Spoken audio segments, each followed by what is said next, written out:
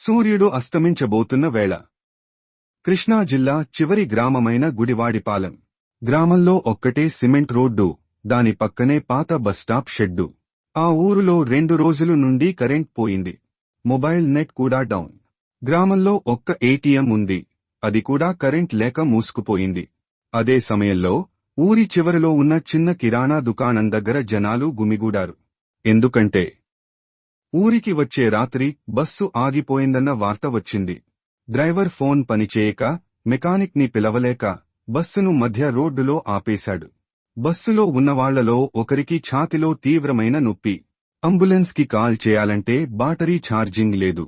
అప్పుడు రంగంలోకి వచ్చాడు పాత మెకానిక్ రవీంద్ర. ఎవరూ పెద్దగా గమనించని వ్యక్తి.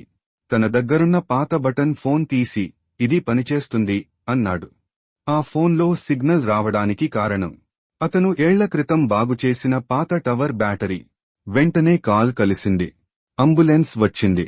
బస్సు ప్రయాణికుడు కాపాడబడ్డాడు.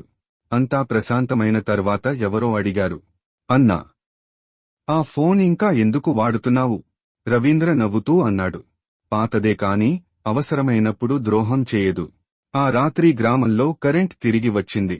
కాని ప్రజలకు అర్థమైన విషయం ఒక్కటే, మనిషి విలువ అతని హోదాతో కాదు, అతని ఉపయోగంతో నిర్ణయించబడుతుంది.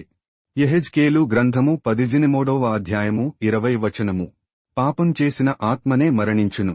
కుమారుడు తండ్రి దోషాన్ని మోసుకొనడు, తండ్రి కుమారుని దోషాన్ని మోసుకొనడు.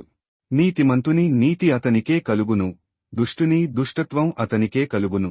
ఈ వచనం దేవుడు ప్రతి వ్యక్తిని వ్యక్తిగత బాధ్యత ఆధారంగా తీర్పు చేస్తాడని స్పష్టంగా చెబుతుంది.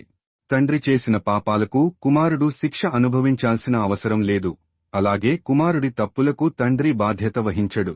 ఎవరు చేసిన కార్యాల ఫలితాలు వారికే వస్తాయి. నీతిమంతునికి అతని నీతి ఫలితం, దుష్టునికి అతని దుష్టత్వం ఫలితం. ఈ వాక్యం దేవుని న్యాయతత్వాన్ని మరియు కరుణను చూపిస్తుంది. మనం పుట్టుకతో వచ్చిన పరిస్థితులు లేదా పూర్వీకుల తప్పులను నెపంగా చూపించకుండా మన నిర్ణయాలు, మన ప్రవర్తనకు మనమే బాధ్యత వహించాలని ఇది నేర్పుతుంది. మార్పు సాధ్యం. పశ్చాత్తాపం చేసి నీతి మార్గంలో నడిస్తే జీవితం మారుతుంది. దేవుని దృష్టిలో ప్రతి వ్యక్తికి కొత్త ఆరంభం చేసుకునే అవకాశం ఉంది.